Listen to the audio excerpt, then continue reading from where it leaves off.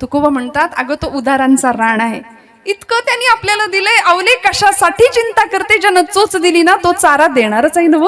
अगं कशापायी काळजी करतेस. पण तरी सुद्धा 15-15 दिवस तुकोबा जर भामनाथाच्या डोंगरावर किंवा आळंदी पंढरपूरला गेले की हिला चैन नाही पडायचो. आणि पूर्वीची माणसं मनानं गरीब, मनाची श्रीमंती होती, पैशांची गरिबी असली तरी सुद्धा. म्हणजे शेवटचा माणूस घरी येईपर्यंत सगळे थांबायचे की नाही बघा. माता भगिनी आता या नाही तर बसा. म्हणजे जुन्या माता भगिनींचं नाही मी बोलत आहे, आमच्या पिढीचं बोलते. फार तर आम्ही गिळून आम्ही मोकळे, तुम्ही या नाही तर बसा, अशी परिस्थिती आहे. सगळ्यांनी एकत्र मिळून भोजन करणं, एकत्र जेवणं, यात जो गोडवा होता तो नाहीये. त्यामुळे 15 दिवस चूल पेटली नाही जायची. स्वाभिमानी होते अवला मातोश्री. जायच्या शेजारी जोंधळ आणावं, पसाभर छान निवडावं, भरडावं, भाकरी बनवाव्यात, पाठीवरती भाकरी घ्यावी आणि निघावं. चिंतन करावं, कुठे बसले असतील धनी, कुठे बसले असतील धनी. जात असताना भामनाथाच्या त्या भामचंद्राच्या डोंगराच्या दिशेने डोंगर वाट लागावी. करवंदीच्या चाळ्या, पायात ते वाटेत काटे पडलेले आणि अनाहूतपणे झप झप झप चालत असताना अनाहूतपणे रस्त्यात पडलेला एक 1.5 अर्धावीत लांबीचा काटा त्या आवलीच्या पायामध्ये घुसावा. सपकन टाच फोडून काटा बाहेर, भळ भळ भळ भळ रक्त व्हायचं आणि मठ दिशी खाली बसावी. काळ्या मेल्या काळतोंड्या, अरे तुझ्या पायी माझ्या, ते सुरू झालं तिचं परत.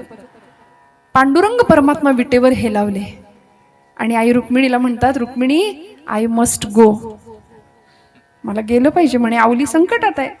ती म्हणली नाही जाता येणार, जाऊन तुमचाच अपमान करते, तुमच्याशी नीट बोलत नाही, तुमचं नाव नीट घेत नाही. हा तुकोबा म्हणतात गोड तुझे रूप, तिला नाही ते कळत, तुम्ही नका जाऊ. नाही नाही नाही, मला गेलं पाहिजे. गेले, गुराख्याच्या वेश, 8 वर्षाच्या एका गुराख्याच्या पोराचं रूप घेतलं, घुंगराची काठी घेतली, घोंगडा अंगावर टाकलं, काळा दोरा लंगोट लावली, निघाले आणि आले आवलीच्या मागे. हळूच हाक मारली, माय. म्हटलं तर मराठीत बोलले, म्हटलं तर इंग्रजीमध्ये बोलले. मराठीमध्ये माय म्हणजे माता, जननी, आई, आणि इंग्रजीमध्ये MY माय म्हणजे माझा, माझी, माझे, तू माझी आहेस. आणि तिने असं तिखट नजरेने बघावं. मेल्या काळ्या, इतके दिवस या भागात कधी दिसला नाही, आता कुठून आलायस रे. तो म्हणला, अगं आई तू बोलवलंस म्हणून आलोय. बरोबर जास्त बोलू नको म्हणे, माझ्या पायात काटा गेलाय, तुला काढता येतो का. तो म्हणला, कैकांचे काटे काढलेत मी आजपर्यंत. माझी हिस्ट्री जर वाचशील ना तर माझी अशी नावं पुसली इतिहासात ना. आणि बघतो काय, मेल्या काढ काटा म्हणून आपला पाय दिला. काटा हातात नखानी येईना म्हणून भगवंतांनी दात लावले पायाला. देवईची रज चरणीची माती. काटा निघाला कधी कळलंच नाही, वेदना थांबली. आणि काट्याच्या वेदनेपेक्षा जास्त वेदना झाली जेव्हा नवऱ्यासाठी आणलेली भाकरी मातीत पडलेली बघितली. पदरशेवानं पुसली, लपवली, कारण ते बघेल आणि ते येडं खाल्ल्याशिवाय राहणार नाही, ते येडं दिल्याशिवाय राहणार नाही. स्वभाव माहिती असतो ना, तसा आवला महिला माहिती होता. लपवून निघाली. पण समोर सगळे ज्यावेळी भेटले ना, तुकोबा म्हणतात, आवले अगं तुला माहितीये का तुझ्या मागणं कोण येतोय. समजा ठावाय म्हणली मला, तो चेंगट, तो लोचट, परत तिची डिक्शनरी सुरू व्हायची. आवले असं बोलू नको ग, माझ्या भगवंताचं नाम इतकं गोड आहे, गोड तुझे रूप, गोड तुझे नाम. तो भगवंत प्रेमाचा सागर आहे, सुखाचा आगर आहे. त्याच्याकडून फक्त मागायचंय, देई मज प्रेम सर्व काळ. इतकं प्रेम देईल बघ, इतकं वैर धरलंस त्याच्याशी पण तुला प्रेम दिलं, तुझं दुःख दूर केलं, तुझी वेदना दूर केली. तू जर त्याचं खरंच नाव घेशील तर तुला काय काय मिळेल आवले. अगं नाम आणि रूप दोन्ही सुद्धा व्यवहारामध्ये फार गरजेचं आहे. कसं गरजेचं आहे, आहे की नाही. 2 माणसं बस उभी आहेत, तिसरा माणूस त्यांच्यातलाच तिथं उपस्थित नाही, पण त्याच्याविषयी जर बोलायचं असेल तर त्याच्या नामाचा उल्लेख करावा लागतो, किंवा त्याच्या नाव आठवत नसेल तर त्याच्या रूपाचा. काही गुण आहेत बाबा, कसा दिसतो, काय आहे काय आहे. जावई बापू सासरवाडीला गेले होते बरं का, आणि सासूबाईंच्या आवडीचा फार विषय, जुन्या सगळ्याच माता भगिनींच्या आवडीचा विषय, जुने कीर्तनकार सांगायचे, शेण, साय, शेवई आणि जावई, असं काहीतरी होतं बघा. बरोबर ना. 4 गोष्टी फार आवडीच्या. म्हणजे साईवर इतकं प्रेम ते आजही असतं, नाही असं नाही. पंगत अचानक बसली, जेवायला माणसं आली, दूध मागितलं, लहान पातेलं नाही मिळालं तर आपण डायरेक्ट मोठं पातेलं बाहेर घेऊन येतो. पण ती साय फुंकून फुंकून धुंकी पडली तरी चालेल, पण साय नाही ताटात पडू देणार आम्ही. बरोबर आहे की नाही. आता तुम्ही म्हणाल, ताई तुम्ही महिला असून आमची निंदा करता का. निंदा नाही करत आहे मी. आता सांगते की हे असं का करतात आमच्या माता भगिनी. ती साय काही स्वतःला खायची असते नाही. ती साय जमवून जमवून तिला छान विरजण लावून तिचं दही म्हणतं मस्त साईचं, त्याच्यानंतर छान त्याचं ताक करायचं मस्त लोण्याचा असा खमखमीत मस्त खमंग गोळा, आणि मग त्याचं इतकं खमंग तूप तयार होतं. आणि ते तूप स्वतः खातो का आपण? नाही. आपले पती, आपली लेकरं, आपलं घर पुष्ट व्हावं, दष्ट त्यांच्या पोटात जावं, हा त्याग आहे. म्हणून जगातली सगळ्यात मोठी डिग्री आहे गृहिणी, बरं का. आता टाळ्या वाजवायला हरकत नाही यांच्यासाठी. म्हणजे या देशातल्या प्रत्येक गृहिणीचं प्रत्येक घरावर खूप मोठं कर्ज आहे, बरं का. खूप मोठं कर्ज आहे. म्हणून त्यांचा मोठेपणा तुम्ही अजिबात नाकारायचा नाही. ती लक्ष्मी आहे तुमच्या घरामधली. जशी पांडुरंगाच्या सोबत रुक्मिणी आई प्रतिष्ठित आहे ना, तशी प्रत्येक घरामधली ती रुक्मिणी माता आहे. तिच्याशिवाय संसाराला पूर्णत्व नाही. नवे तुमच्या घरातली नात, तुमची मुलगी, तुमची सुनबाई, तुमची पत्नी, तुमची कुणीही असू दे, ती लक्ष्मीच्या पावलांनी घरामध्ये आहे. त्यामुळे तिचा सन्मान राखूया. फार कौतुक करा असं मी तुम्हाला अजिबात म्हणत नाही, पण निदान एखादा चहाचा घोट प्यायल्यानंतर म्हणा तर नुसतं बाई छान झालाय ग. तुम्हाला कितीही टपरीवरचा चहा आवडत असला तरी सुद्धा म्हणायला काय हरकत आहे की बाई छान आहे, कौतुक करूया, तू आहेस म्हणून सगळं चाललंय माझं, म्हणायला काय हरकत आहे. आणि मग असं बघा तुम्ही किती काम होईल, परत असं अवसान वाढेल की नाही नुसतं एवढं कौतुक झालं तरी. त्यामुळे तुकोबराय म्हणतात, आवले असं बोलू नको, माझ्या भगवंताचं नाम गोड आहे. मी सांगत होते, तो जावई ज्यावेळी सासूबाईंकडे आला, सुट्टीला आले होते, आणि छान सासूबाईंनी एवढं कौतुकाने रोज गोडधोडाचं खाऊ घालायला सुरुवात केली. आज काही पुरणपोळी, उद्या काय आमरस, आता सीझन आहे म्हणून आमरस. आणि इतकं झालं की त्या जावयाला गोड गोड गोड खाऊन कंटाळा आला. म्हणला सासूबाई सुट्टी संपत आली, आता काहीतरी आजच्या दिवशी जरा झणझणीत काहीतरी करा म्हणले, खमंग. सासूबाई म्हणल्या ठीक आहे. मग त्यांनी अशी 4-5 पिठं गोळा केली, त्याच्यामध्ये तेल, तिखट, मीठ सगळं घातलं आणि मस्त त्याचं बॅटर बनवलं. आणि काय केलं? धिरडं केलं. आपण काय म्हणता इकडे? धिरडं, धपाट, घावन, धिरडच, बरोबर ना. आणि ते धिरडं असं तव्यावर टाकलं, मस्त चुरकन आवाज आला. तोंडाला पाणी सुटू देऊ नका अजिबात. खुसखुशीत एकदम जाळी अशी पडली आणि एकदम खमंग वास सुटला सगळीकडे. त्याला इतका आनंद झाला जावयाला. दणक्याला चांगली 5-7 धिरडी हाणली त्यांनी. आणि एवढा आनंद झाला, तृप्त झालो. म्हणलं सासूबाई आता जातो, छान वाटलं. इकडे आले गावी, शहराच्या ठिकाणी 2 जण आले. कामधंदा सुरू झाला आणि बायकोला 1-4 दिवस निघून गेले कामावरनं. संध्याकाळी घरी आला आणि म्हणाला, अगं आपण तुझ्या घरी गेलो होतो तेव्हा सासूबाईंनी मला ते खायला घातलं होतं, तू करशील का ग, तुला येतं का ते? ती म्हणली काय, त्याचं नाव काय? मी काय सांगते, दृष्टांत सांगते बरं, लक्षात घ्या. नाम आणि रूप किती महत्वाचं आहे. ती म्हणली नाव, त्याचं नाव काय तुम्हाला आठवतंय का? तो म्हणला अगं नाव नाही आठवत, पण ते बघ असं खुसखुशीत होतं, त्याला जाळी सुटली होती, असं ते चुरकन आवाज आला तव्यावर ताट टाकल्याबरोबर, आणि इतकं मस्त लागत होतं. अहो पण त्याचं नाव तरी काय ते तरी सांगा. ते मला नाही आठवत आहे म्हणली. याला भूक लागली होती, त्याला ते हवंच होतं काही करून, आणि भूक आली. भूक कंट्रोल नाही झाली की माणसाचा राग वाढतो बघा. प्रचंड राग वाढायला लागला. ती म्हणते अहो सांगा तरी, नाव सांगा, नाव आठवतंय का? अगं ते नाही का, ते असं जाळीदार होतं, खुसखुशीत होतं, खमंग होतं. अहो नाव सांगा म्हटली. नाव आठवे ना. शेवटी यांनी काठी घेतली कोपऱ्यातली, जुना दृष्टांत, तिला बडवायला सुरुवात केली. शेजारची म्हातारी आली, म्हणली अरे मेल्या, मारून मारून माझ्या पोरीच्या पाठीचं नुसतं धिरडं करून टाकलं असतं. म्हणलं हेच सांगितलं होतं करायला, केलं नाही. विठ्ठल विठ्ठल विठ्ठल.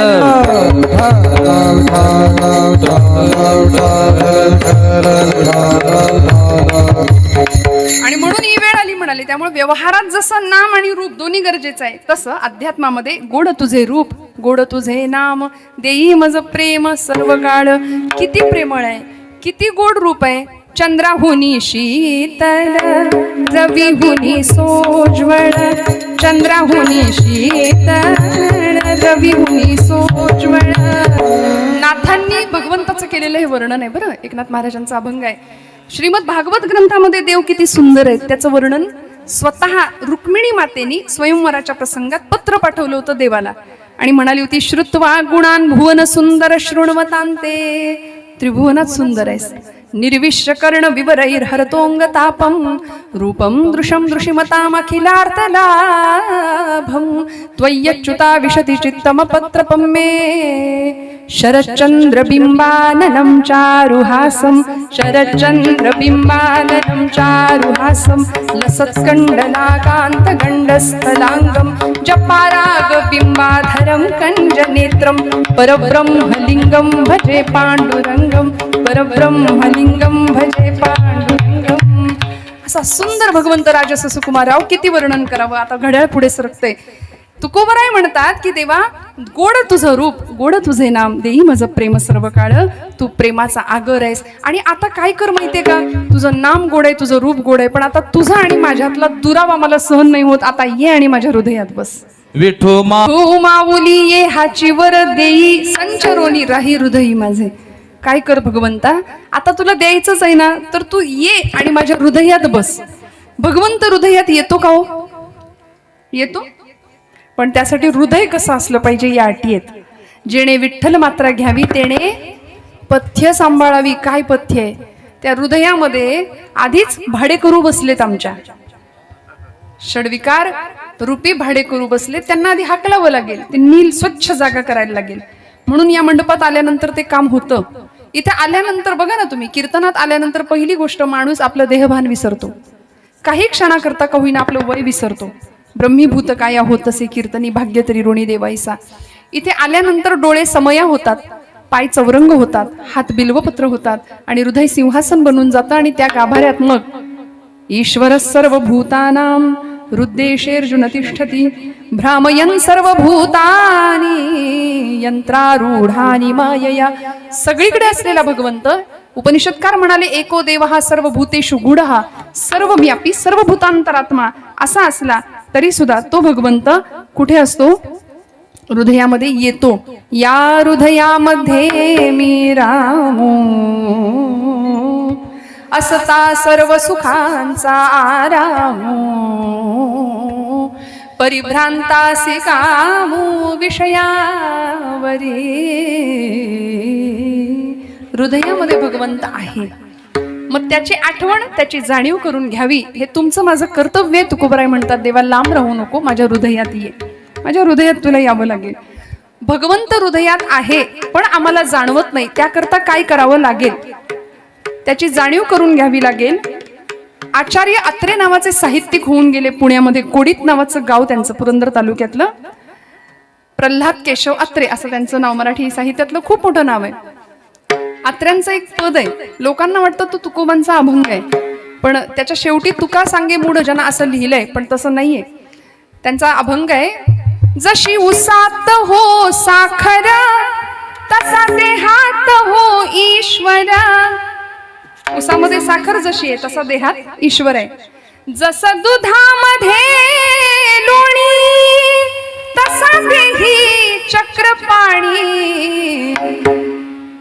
देह देवाचे मंदिर, देह देवाचे मंदिर, देह देवाचे मंदिर, देह देवाचे मंदिर, देह देवाचे मंदिर, देह देवाचे मंदिर.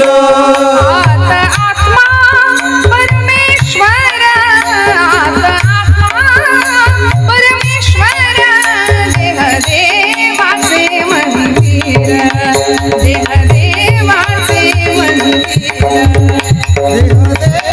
देवाचे मंदिर, देह देवाचे मंदिर.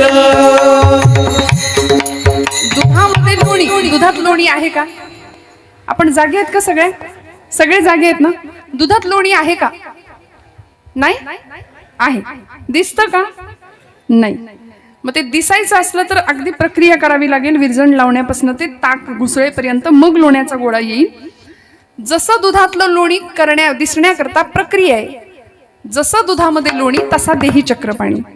दुधातलं लोणी दिसायला जसं घुसळावं लागतं तसा देहातला देव दिसायला सुद्धा घुसळावंच लागतं. आणि घुसळणं म्हणजे दुसरं तिसरं काही नसून भजन आहे. भजन म्हणजे घुसळणं आहे. फिजिक्सचा, भौतिकशास्त्राचा एक सिद्धांत, एनर्जी ज्यावेळी आपण सेंट्रलाइज करतो त्यावेळी ऊर्जा जास्त सघन केली की ती जास्त शक्ती देते. विजेवर, त्या काय म्हणता, वाफेवर चालणारं इंजिन, चहाच्या किटलीतनं वर येणारी वाफ सगळ्यांनी पाहिली होती, पण ती वाफ एकत्र केली तर इंजिन चालेल हे एका शास्त्रज्ञाला कळलं. मग रेल्वे धावली. वारा एकत्र केला तर वीज तयार झाली पवनचक्कीच्या माध्यमातून. तशी ऊर्जा तुमच्या माझ्या हृदयामध्ये, देहामध्ये प्रचंड भरून दिली आहे देवानी. आम्ही ती कधी वापरत नाही, आम्हाला ती माहितीच नाही, म्हणून आमच्याकडे जागृती नाही. मनाचं मरगळले पण आमच्याकडचं संपेना. आणि ते मरगळले पण जायचं असेल ना तर आजचा 1 मेचा दिवस आपल्याला विसरून चालणार नाही. महाराष्ट्र ही संतांची, वीरांची, शूरांची भूमी आहे. महाराष्ट्र दिवस आहे आजचा, कामगार दिवस आहे. आम्ही सगळे मरगळलेल्या अवस्थेमध्ये का आहोत? का हे सण उत्सव साजरे करायचे? का हे दिवस साजरे करायचे? कारण बरीच लोक आमच्या महाराष्ट्राला नावं ठेवतात बऱ्याचदा. बरं, येऊन तर इथंच येतात सगळी. कोरोनामध्ये काही मंडळी, परकी मंडळी इथं राहत होती, पोटा पाण्यासाठी जगत होती. पुण्या मुंबई सारख्या ठिकाणी महाराष्ट्रामध्ये सुरक्षित वाटतं. महाराष्ट्रात कोरोना आला, सगळी आपापल्या घरी गेली. गेला कोरोना, परत सगळी आली. म्हणून तर मुंबईमध्ये असं म्हणतात, ऊ रे, प रे, द रे. मी रेल्वेचं म्हणते बरं का, सगळे ऊ प रे, विठ्ठल विठ्ठल विठ्ठल.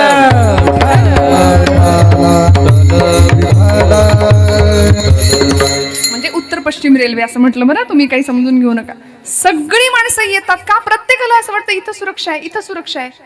कारण हा देश आणि ही भूमी आणि हे राष्ट्र असं आहे. इथे भवानी मातेचं अधिष्ठान आहे. इथं पांडुरंग परमात्मा 28 युगांपासून तिष्ठत माझ्या महाराष्ट्राच्या भूमीतच आहे. रेवा वरदा कृष्ण कोयना भद्रा गोदावरी ही मुळी रे गडगडणाऱ्या नभा. काय लिहिलंय काव्य शाहीर साबळेंनी, म्हणताय रेवा वरदा कृष्ण कोयना भद्रा गोदावरी, एकपणाचे भरती पाणी मातीच्या घागरी. इतकं एक ऐक्यत्व आहे महाराष्ट्राच्या भूमीमध्ये.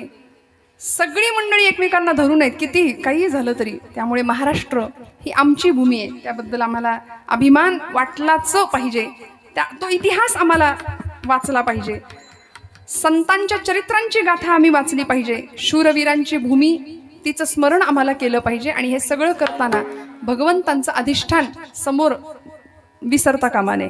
म्हणून तुकोबा म्हणतात की तो भगवंत हृदयात यायचा असेल तर दुधातलं लोणी दिसायला जसं घुसळावं लागतं तसं इथे सुद्धा घुसळावं लागेल. आणि घुसळणं म्हणजे भजन आहे. हाताने टाळी, मुखाने नाम, विठोबा शब्द, शब्दातलं एक एक अक्षर परतत्वाला स्पर्श करणार आहे. एवढ्या ताकदीचं आहे. आणि एवढं करून सुद्धा तुकोबा म्हणतात मी तो हमाल भारवाही. एवढं करून सगळं श्रेय पांडुरंगाला देतात. आणि असा भक्तीचा अधिकार होता विलक्षण. भक्तीचा अधिकार होता म्हणून पांडुरंगाशी भांडता सुद्धा येत होतं. भक्तीतला अधिकार होता, सामर्थ्य होता म्हणून भगवंताशी रुसता येत होतं, भांडता येत होतं, त्याला काहीतरी सांगता येत होतं. तुमचा माझा तो अधिकार नाही म्हणून आम्ही देवाशी बोलत नाही. आपण बोलता का देवाशी कधी? महिला वर्ग देवाशी बोलता का? 4 बायका जमल्या की आपण कसे बोलतो तसं देवाशी कधी बोलता का हो? आमच्या जनाबाईंनी देवाशी संवाद साधला. तुकोबांनी देवाशी बोलणं केलं, नामदेवांनी देवाशी बोलणं केलं. आपण देवाशी बोलत नाही. बिचारा तो एकटा आहे. तो म्हणतो मीही होतो एकला, करमेना मुळी मला. मला करमतच नाही, मी एकटाच आहे. आता कोणीतरी जण येईल, मला हाक मारेल. आता कोणीतरी ज्ञानोबा येईल, मला बोलवेल. नामदेव येईल, मला घास भरवेल. पण बिचारा तो एकटा तिष्ठत 28 युगांपासून विटेवर उभा आहे. आम्ही मात्र हौशे गौशे नवशे असा आमचा अध्यात्म आहे, परमार्थ आहे. वारीला जाणारे सुद्धा सगळे बऱ्यापैकी तसेच असतात यात्रेमध्ये. म्हणजे मी निंदा नाही करत आहे, आपण समजू नका.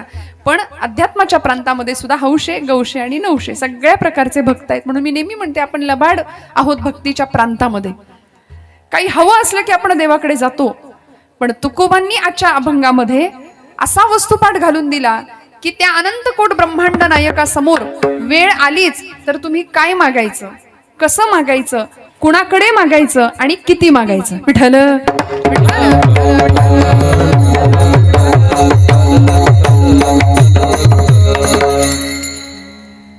किती मागायचं, काय मागायचं, कुणाकडे मागायचं आणि कसं मागायचं. एवढ्या 4 प्रश्नांची उत्तर झाली की आपलं कीर्तन संपलं.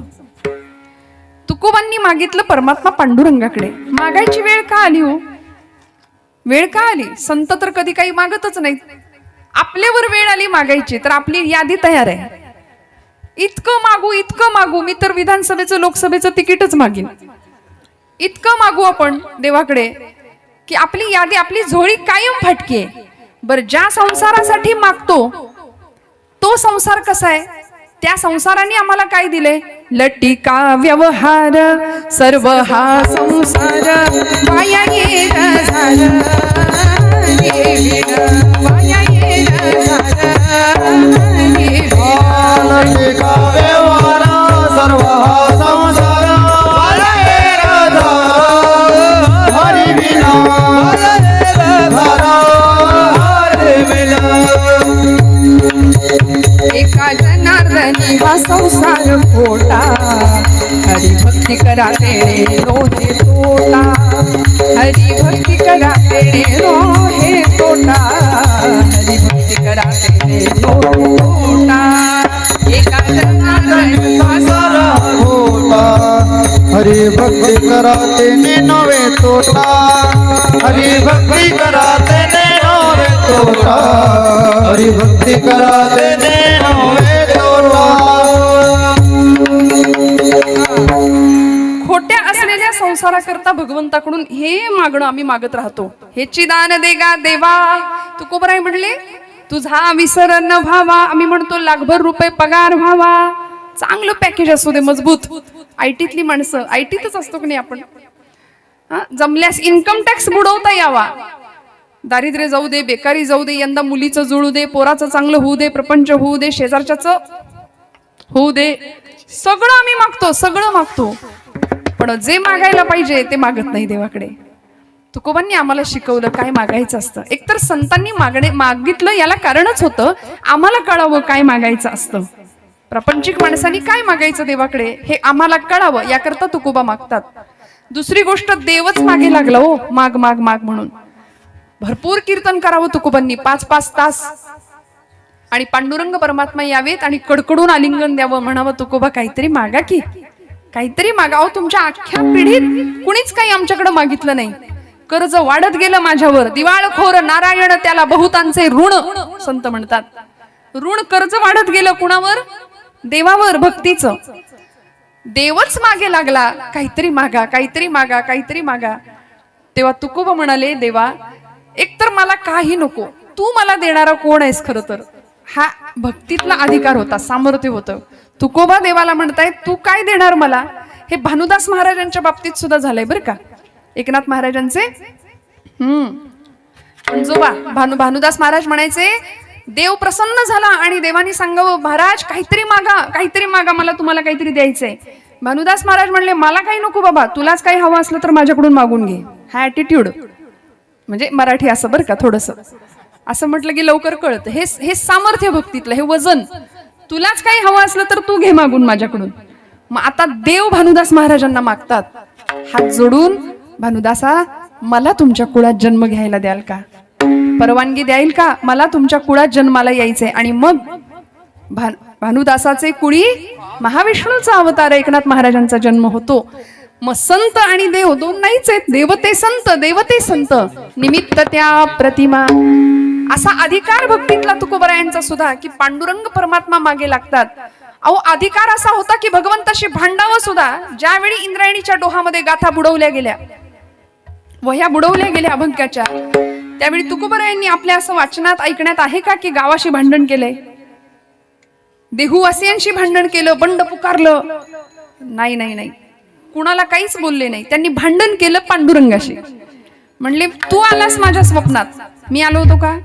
तूच मला म्हणालास नामदेवे केले स्वप्ना माझी जागे, सवे पांडुरंगा घेऊन या. नामदेव महाराजांचा शतकोटी अभंग रचनेचा संकल्प तुकया तुम्ही पूर्ण करा असं तू मला म्हणालास, म्हणून तू माझ्याकडून हे करून घेतलं. आता तूच बुडवलेस ना, तूच तार. मग परिणाम राघवे सागरात पाषाण तारी, राघवे सागरात पाषाण तारी, तुकोबाचे अभंग रचिले, तुकोबाचे अभंग रचिले. आरती तुकारामा स्वामी सद्गुरुनामा, आरती तुकारामा स्वामी सद्गुरुनामा, चिदानंद मूर्ती पाय दाखविया, चिदानंद मूर्ती पाय दाखविया. सच्चिदानंदाची मूर्ती असलेले तुकोबराय अशी आरती लिहावी रामेश्वर शास्त्रींनीच. राघवे सागरात पाषाण तारिले तैसे तुकोबाचे अभंग रक्षिले.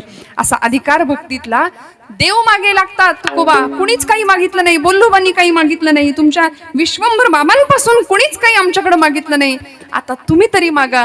तुकोबा म्हणले देवा मला काहीच मागायचं नाही, पण तू ऐकायलाच तयार नाहीस, सारखं माग माग माग म्हणून शान माझ्या माग लागलायस, म्हणून मागतो देवा दे. आणि तुकोबा मागतात अभंगाच्या प्रथम चरणापासून. सदा माझे डोळे जड तुझी मूर्ती, सदा माझे डोळे जड तुझी मूर्ती, सदा माझे डोळे जड तुझी मूर्ती, सदा माझे डोळे जड तुझी मूर्ती, सदा माझे डोळे जड तुझी मूर्ती, सदा माझे डोळे जड तुझी मूर्ती, माझे डोळे जड तुझी मूर्ती, सदा माझे डोळे जड तुझी मूर्ती. रखुमाईच्या पती सोयरिया, रखुमाईच्या पती सोयरिया, गोड तुझे रूपा गोड तुझे नाम, गोड तुझे रूपा गोड तुझे नाम. रखुमाईच्या पती सोयरिया, रखुमाईच्या पती सोयरिया, गोड तुझे रूपा गोड तुझे नाम, गोड तुझे रूपा गोड तुझे नाम. सदा माझे डोळे जड तुझी मूर्ती, रखुमाईच्या पती सोयरिया, रखुमाईच्या पती सोयरिया, सदा माझे डोळे जड तुझी मूर्ती, रखुमाईच्या पती सोयरिया, रखुमाईच्या पती सोयरिया. क्या बात. जोरदार टाळ्या वाजवा. सदा माझे डोळे जडो तुझी मूर्ती, रखुमाईचे पती सोयरिया. तुकोबरांनी मागणं मागितलं भगवंताकडे, हे पांडुरंगा हे विठ्ठला, असं काही म्हणालेत का या अभंगात? काय म्हणालेत? रखुमाईच्या पती. तसा वशिला लावला बघा. आधी म्हणले त्यांचं नाव घेऊया गृहमंत्र्यांचं, आणि मग एकदा त्यांच्या मार्गे आपण गेलो की आपलं काम 100% होणार आहे. कारण कितीही कोणीही व्यवहारात कितीही मोठे असा, घरामध्ये तुम्हाला ऐकून घ्यावं बघा, हळूच म्हणतायत, लागतच. येतोय आवाज कानावर, मला हळूच येतोय, पण लागतच. बरोबर ना? ऐकावं लागतच. तुम्हाला काही कळत नाही, हे वाक्य तुम्हाला ऐकावंच लागतं. सगळीकडे आवाज या वर्गाचा जास्त आहे. मी म्हणते एसटीत सुद्धा आपणच आहोत, सध्या सगळीकडे आपणच आहे. तुकोबा म्हणाले मला पांडुरंग परमात्मा देईल यात शंका नाही, पण मी या बाजूने गेलो आणि आईच्या थोडासा आधाराने गेलो तर मला अजून काहीतरी जास्त मिळेल. अध्यात्मातलं खरं धन, परमार्थाचं खरं धन जे मला हवंय ते पांडुरंग परमात्मा दिल्याशिवाय राहणार नाही. तुकोबांनी भगवंताला रखुमाईच्या पती सोयरिया असं म्हणून साक्षात आदिशक्ती जगदंबेचाही गौरव केला आणि त्या परब्रह्मालाही वंदन केलंय. आपल्याकडे शिवशक्ती, लक्ष्मी आणि विष्णू, पांडुरंग परमात्मा आणि रुक्माई माता म्हणजे शिवशक्तीचं हे प्रतीक आहे, हे मिलन आहे. भगवंत आणि त्यांची ती शक्ती एकटे होते भगवंत, त्यांना अनेक व्हावंसं वाटलं. वेदवचन आहे एकोहम बहुश्याम, म्हणून देव अनेक होण्याकरता ब्रह्म एकटं निर्विकार आहे, त्याला आकार नाही, तो अजन्म आहे. अनाम असलेलं ब्रह्म एकटं होतं. त्यांनी विचार केला की मला अनेक व्हायचंय, मग आधार घेतला आपल्या मायेचा, लक्ष्मीचा, आदिशक्तीचा, आणि म्हणून मग या सृष्टीची निर्मिती झाली. ब्रह्म आणि मायेचं मिलन झालं, पुरुष प्रकृतीच्या मिलनाने सृष्टी निर्मिती झाली. म्हणून आपण ब्रह्म आणि मायेच्या गुणाकारातनं भगवंतांनी सृष्टी निर्माण केली. भागवतामध्ये सांगितलंय मनु हा आपला पहिला पूर्वज आहे. कोण आहे? मनु हा आपला पहिला पूर्वज आहे. मग ती सगळी वंशावळ भागवतामध्ये आपण नेहमी ऐकतो बऱ्याचदा. कधी जास्त कुणाला अभ्यासाची इच्छा असेल, आवड असेल तर नक्की ते वाचून काढून बघा कधीतरी, की आपला पूर्वज मनु आहे. डार्विनचा उत्क्रांतीवादाचा सिद्धांत इंग्रजी शिक्षणामुळे आमच्या पोरांना शिकवतो. आपली उत्क्रांती कुणापासून झाली? मनुष्याची उत्क्रांती कुणापासून झाली? माकडापासून झाली. मी ठामपणे सांगते, ज्यांनी कोणी सांगितले त्यांची उत्क्रांती झाली असेल त्यांच्यापासून, आपली नाही. 5000 वर्षापूर्वींचा इतिहास, हजारो वर्षापूर्वींचा इतिहास आपला. एकटं ब्रह्म होतं, मायेचा आधार घेतला. मनु हा आपला पहिला पूर्वज आणि तिथून आपली मानव, मनुपासून झाला म्हणून मानव. म्हणून आपण सगळे मानव आहोत, पण कधी कधी वागतो दानवासारखे. देवाने इतकं दिलंय तरी सुद्धा आमच्याकडे समाधान नावाची श्रीमंती नाही. तुकोबा आम्हाला शिकवतात काय मागायचं. काय मागितलं? व्यवहारातलं काही मागितलं?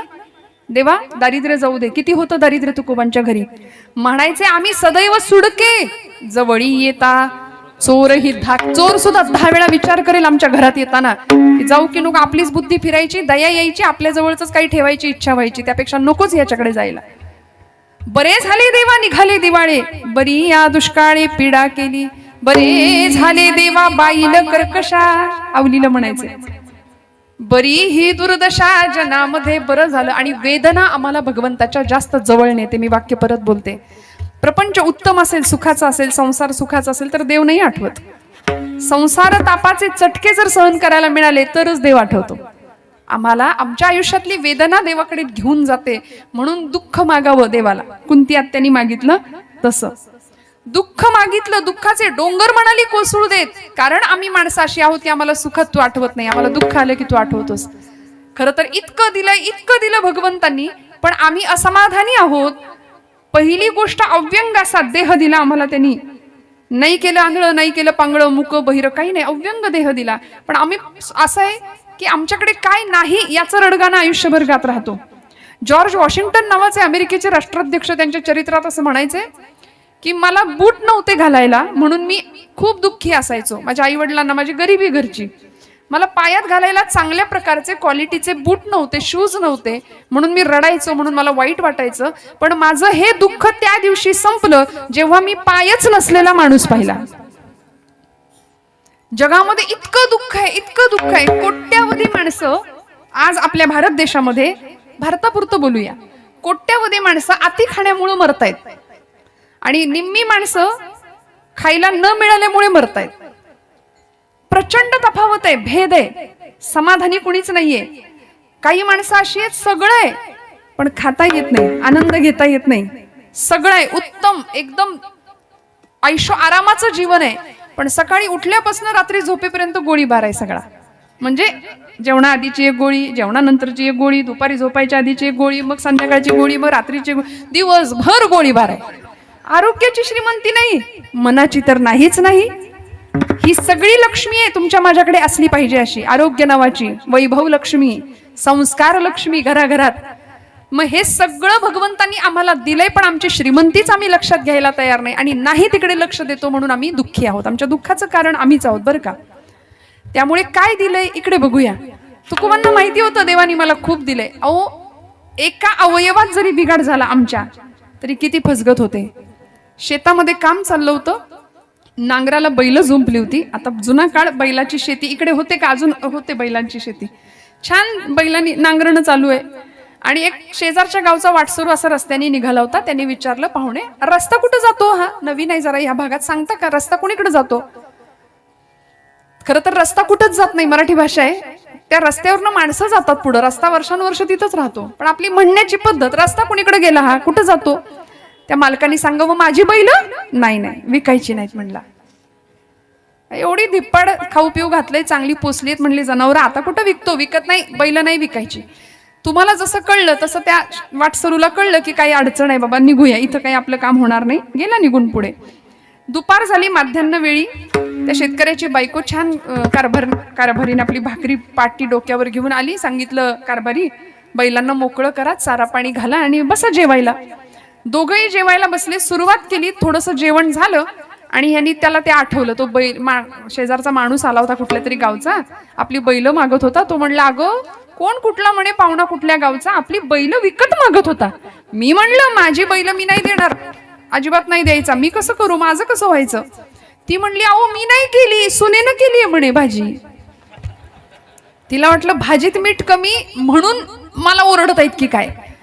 म्हणली, आता अक्कलीचा भाग नाही, काडीची अक्कल नाही. ते सासू सुनाचं काय संवाद असतो गोड. कशाला मी सांगू तुम्हाला, असतो की नाही घराघरात इतकं छान प्रेमाचं बोलणं असतं. क्वचित अशी घरं असतील की भांडणं होत असतील. छान छान संवाद. ती म्हणली आता घरी गेल्यावर बघते म्हणे, तिला लग्न होऊन एवढे दिवस झाले, भाजीत मिठाचा अंदाज नाही, स्वयंपाकाचं काही कळत नाही, भाजीत मीठ किती घालावं कळत नाही, घरी जाऊन बघते म्हणाले. असं सासू सुनेचं सांगायला लागले की चेहरे बघा ना कसे खुलले त्यांचे. लगेच म्हणजे कीर्तनामध्ये अशाच गोष्टी असल्या पाहिजेत असं एक साधारणपणे अपेक्षा आहे बरं का आपल्या सगळ्यांची. पण असो, दृष्टांत हा दृष्टांतपुरता असावा. दृष्टांताची रचना कीर्तनातली सिद्धांत पक्का व्हावा याकरताय. मला सांगायचा सिद्धांत काय आपण लक्ष देऊ नये का. ती म्हणाली मी संध्याकाळ झाली की घरी जाते आणि सांगते म्हणली तिला, बघते कशी धारेवर घेते. घरी आली आणि झालं तोंड सुख सुरू झालं, तोंडाचा पट्टा, तुला काही कळत नाही म्हणे, लग्नाला इतके वर्ष झाली, भाजीत मिठाचा अंदाज किती मीठ असावं तुला कळत नाही, एवढं मीठ घालून ठेवलंय भाजीत. ती लागली रडायला. तिला एवढंच कळत होतं काहीतरी बिघडले, ओरडतायत माझ्यावरती. इतके दिवस या घरात येऊन इमानी इतबारे यांचं सगळं करते, सगळ्यांचं सगळं करते, रांदा वाडा उष्टी काढा, मला काडीची किंमत नाही म्हणली या घरात. येऊ दे म्हणली त्यांना संध्याकाळी घरी, सगळं सांगते आणि बॅग भरून तयार ठेवते, घरी निघून जाते माहेरी. आणि मग मात्र संध्याकाळ झाली, महाशय पिठाचा डबा डोक्यावर घेऊन आले होते घरात. आता ते नेहमीचं काम होतं त्यांचं, गिरणीत नाही यायचं. तुम्ही हसताय, तुमच्याकडे पण हा अनुभव आहे वाटतं, आहे की नाही. ते आपण हसतो कशामुळे माहितीये का, आपल्या फाईल ओपन होतात. विठाल विठाल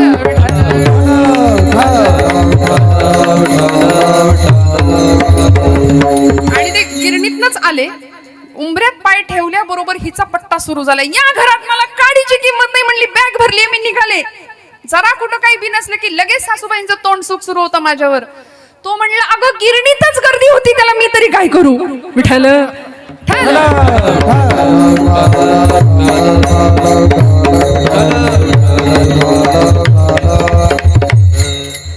आता विनोद बाजूला ठेवूया. मला सांगायचंय, एक अवयव बिघडला, थोडस त्याच्यामध्ये काही कमजोरी निर्माण झाली तर किती फसगत होते. आणि जर परमेश्वराने एवढा सगळा देह, एकाही रुपयाचा हिशोब न मागता अव्यंग असा देह आम्हाला दिलाय, देवे दिला देह कशा करता, भजना गोमटा. मग आता सावध होऊया ना. नाही जमलं 20व्या वर्षी, नाही जमलं 40व्या वर्षी, नाही जमलं 60व्या वर्षी, आता 70 ओलांडली, आता तरी एक आजोबा इतके डोक्याला हात लावून बसले होते, सगळं कमावलं होतं, 7 पिढ्या बसून खातील बाबा, एवढं कमावलं होतं, तरी सुद्धा चिंता होती. म्हटलं काय झालंय, म्हणे अगं 8वी पिढी काय खायली याची चिंता लागली. किती आम्ही विचार करतो प्रपंचाचा, इतकं गुंडाळून ठेवलं प्रपंचाने आम्हाला, या मायेनी बद्ध करून ठेवलं. याच्या पलीकडे जावं आणि तुकोबांसारखं दिव्य मागणं मागावं. देवा तुला द्यायचंच आहे ना, तर या नश्वर संसारातलं मला काही देऊ नको, सदा माझे डोळे. आता तू बसलायस की नाही, प्राणप्रतिष्ठा झाली आहे, तू आलायस, आता माझ्या डोळ्यांना तुझं दर्शन घडू द्या. आणि दर्शन शास्त्राचा असा नियम आहे की भगवंताचे दर्शन घेत असतानाची पद्धत, पुरुष मूर्ती असेल, पुरुष देवताचं दर्शन घेताना पायाकडून दर्शन घ्यावं, भगवंतांच्या पायाचं आधी दर्शन घ्यावं. पण झालंय काय माहितीये का, सगुणाची पूजा आम्हाला संतांनी दिली. तुकोबराय आम्हाला सगुण पूजा सांगतात या अभंगात की देवा मला तुझं दर्शन डोळ्यांनी घडू दे. डोळ्यांना काय होऊ दे, सदा माझे डोळे जडो तुझी मूर्ती. सदा हा शब्द वापरला, सतत, अविरत, अखंड, कायम तूच डोळ्यासमोर पाहिजे. आता दृष्टी पुढे ऐसाची तू राही, आता ऐसाची तू राही, आता दृष्टी पुढे ऐसाचे तू राही, आता दृष्टी पुढे ऐसाचे तू राही, ऐसाची तू राही, आता दृष्टी पुढे ऐसाची तू राही, ऐसाचे तू राही, आता दृष्टी पुढे ऐसाचे तू राही. जो मी तुझं पाहे पांडुरंगा, जो मी तुझं पाहे पांडुरंगा, आता दृष्टी पुढे ऐसाची तू राही, आता दृष्टी पुढे ऐसाची तू राही. तुम्ही तुझा पायी पांडुरंगा, तुम्ही तुझा पायी पांडुरंगा, आता दृष्टी पुढे ऐसाची तू राही, आता दृष्टी पुढे ऐसाची तू राही. भगवंताच्या सगुण मूर्तीचा विग्रह समोर असेल ना तर त्याच्याकडे बघावं. इतकं सुंदर रूप डोळ्यांमध्ये साठवावं, सदा माझे डोळे. आता तुकोबरायांना वाटतं माझ्या डोळ्यांनी पांडुरंगाला बघावं, आपल्याला काय वाटतं आपल्या डोळ्यांनी काय बघावं, हा ज्याचा त्याचा प्रश्न आहे. पण अध्यात्माच्या मार्गावरती काय बघावं डोळ्यांनी? डोळे तुम्ही घ्या रे सुख, पहा विठोबाचे मुख, घेई घेई माझे वाचे गोड नाम विठोबाचे. प्रत्येक इंद्रियाला काम दिलं तुकोबरायांनी. तुम्ही ऐका कान माझ्या विठोबाचे गुण, आणि मनात तेथे धाव घेई राही विठ्ठलाचे पायी. असं सुंदर अध्यात्म सोपं करून शिकवलं की नाही. डोळ्यांनी काय करायचं? विठ्ठलाची मूर्त बघायची. का हो? इतकं सुंदर साजरं रूप आहे ना भगवंतांचं, की ते डोळ्यात साठत नाही, मन भरत नाही. म्हणून तर वारी करणाऱ्याला विचारा, एवढे दिवस पायपीट करून करून करून कधी कधी मुखदर्शन सुद्धा नीट होत नाही, आणि ते झालं तर कशा अष्टसात्विक धारा डोळ्यातनं वाहायला सुरुवात होतात. हे इथे बसून इथे बोलून नाही कळणार, तो अनुभव घ्यावा लागेल आणि मग कळेल काय आनंद होतो भगवंतांची मूर्त डोळ्यामध्ये पाहिली तरी. त्यामुळे तुकोबा म्हणतात की माझ्या डोळ्यांना सतत तुझी मूर्त भगवंता घडू दे, का त्या मूर्तीचं दर्शन घडू दे. सगुण पूजा करत असताना आम्ही माणसं सगुणाची आराधना करत असताना त्या सगुणाच्या पूजेचे काही नियम आहेत, शास्त्र आहेत, विधी आहेत. पण आज आमच्या समाजाने करून ठेवलंय देवाच्या मूर्तीचं बाहुलं. बरं का, मूर्तीची प्राणप्रतिष्ठा झाल्यानंतर काही नियम आहेत, काही शास्त्र आहेत, काही विधी आहेत, त्यानुसार पूजा आणि त्यानुसार संस्कार सगळे व्हावेत ही अपेक्षा आहे संतांची, आपल्या धर्मशास्त्राची. पण बऱ्याचदा काय होतं, नवरात्रीची देवी बसते, आम्ही बायका मंडळी सगळ्या अशा कुंकू तिच्यावर इतकून लांबून वाहतो. आपल्याला चालेल का आपल्यावर असं फेकलं तर? नाही ना, काही शास्त्र आहेत. गणपती बाप्पा आला, परवा तर एका कार्यकर्त्याने असा उदबत्त्यांचा जोडगा घेतला, ते सोंडेच्या छिद्रातच खुपसून ठेवला होता. कानात फुलं घालते, काही करतील, काही.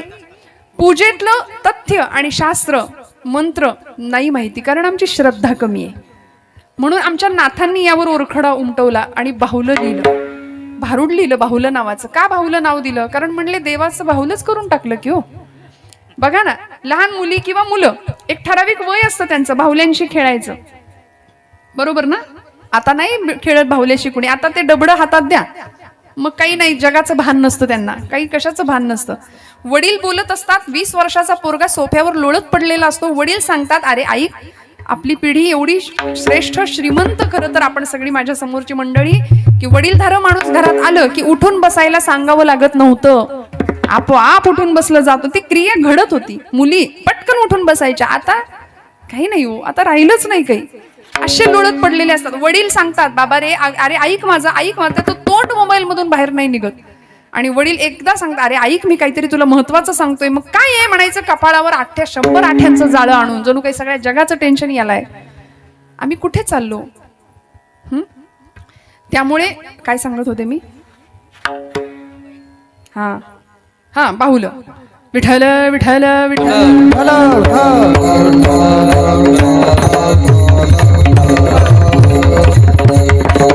श्रोता असा पाहिजे, श्रोता असा पाहिजे. म्हणजे आपलं विसरलं तरी आपल्याला पटकन जाणीव करून देणारा जागृत श्रोता कीर्तनाकाराला लाभणं फार महत्वाचं आहे.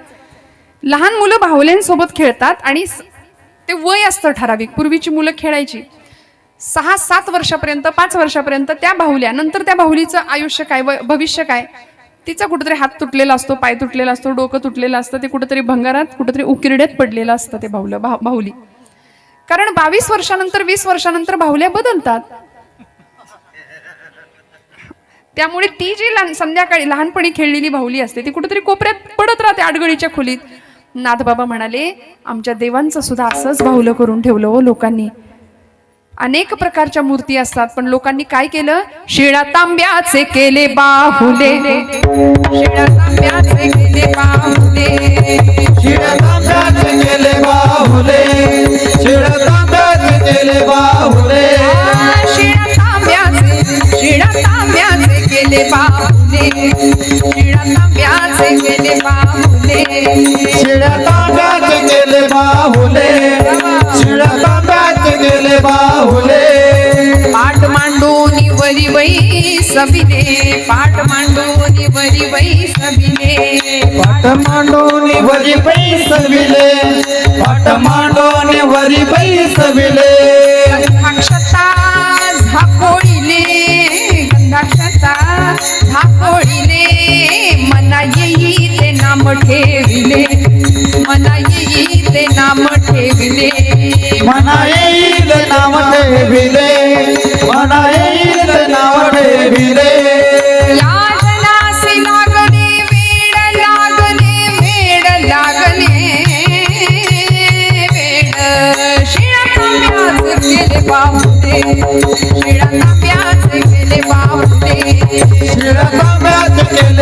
बाहुले शिळ्या तांब्यात केले बाहुले या मनास लागले वेड लागले वेड लागले वेड शिळ्या तांब्याचे बाहुले शिळ्या तांब्याचे बाहुले शिळ्या तांब्याचे बाहुले केले शिळ्या तांब्याचे बाहुले केले म्हणून मूर्तीचं बाहुलं होता कामा नये. श्रद्धेने त्या मूर्तीची पूजा आमच्याकडून व्हावी. तुकोबराय म्हणतात ती मूर्ती माझ्या डोळ्यांना अखंड दिसू दे देवा. सदा माझे डोळे जडो तुझी मूर्ती रखुमाईच्या पती सोयरिया. आता आईच्या मार्गाने का गेले? कारण बघा आई स्वीकारते बाळाला, जसं असेल तसं स्वीकारते. वडिलांकडे सुधार आहे, आईकडे स्वीकार आहे. कसं लहान मूल असतं अगदी 2-2.5 वर्षाचं, नाक वाहत असतं त्याचं. आताच नाही, पूर्वीची पोरं आताची एवढी स्मार्ट आहेत की ती आईला सांगतात चांगली चप्पल घाल, चांगली मॅचिंग साडी घाल, नीट माझ्या शाळेत मला न्यायला ये. एवढं स्मार्टनेस आहे आताच्या पोरांमध्ये. पण लहान जुना काळ अगदी 1.5-2 वर्षाचं पोरग आहे, नाकातनं नाक वाहतंय, ते मूल जर आई समोर आलं तर आईची पहिली प्रतिक्रिया काय असते? आईकडे स्वीकार आहे. ते जसं असेल तसं लेकराला उचलून घेते, मग पदराने त्याचं नाक पुसते. असंच जर ते घाणेरडं पोरग वडिलांकडे गेलं तर वडील काय करतात? चल तिकडे आईकडे जाऊन स्वच्छ होऊन ये. आणि मग तुम्हाला पावडर बिवडर लावून चांगलं केलं की तुम्ही त्याला घेऊन गावात चौकात फिरणार माझा. बरोबर आहे की नाही? आहे की नाही? पण आई जसं असेल तसं स्वीकारते. वडिलांकडे आधी सुधार आहे, मग स्वीकार आहे. आई आधी स्वीकारते, मग सुधारते. तसं हा संप्रदाय आमचा आईचा आहे, स्वीकारणारा. या रे लहान थोर याती भलती सकळांशी आहे यथा अधिकार उच्च नीच काही नेणे भगवंत तिष्ठे भावभक्ती देखून या. त्यामुळे तुकोबा म्हणले मला माझी आई जवळ आहे आणि आईच्या मार्गाने मी गेलो तर भगवंत मला जे मागेन ते देणार आहे. कारण किती काही झालं तरी देवाला सुद्धा ते चुकलेलं नाही. सगळं ऐकावं लागतं देवाला सुद्धा. नाहीतर मग आपल्याकडे रुक्मिणी रुसली कोपऱ्यात बसली, चला जाऊ पुसायला. आपलं जुनं बोल आहे माहिती आपल्या सगळ्यांना. त्यामुळे अशा पद्धतीने मला इकडून गेलं तर मला पांडुरंग परमात्मा माझं मागणं पूर्ण करेल. आणि मला मागून काय मागायचंय? देवा तू इतका सुंदर आहेस, तुझं नाम इतकं गोड आहे, तुझं रूप इतकं गोड आहे.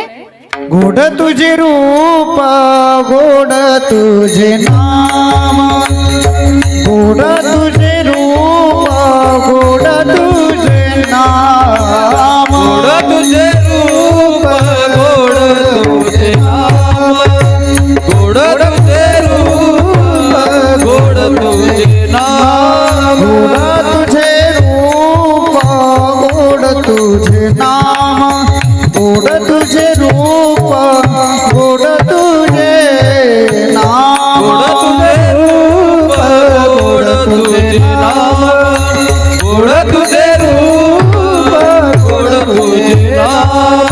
देई माझं प्रेमा सर्व काळ देई माझं प्रेमा सर्व काळ गोड तुझे रूप गोड तुझे नाम गोड तुझे रूप गोड तुझे नाम.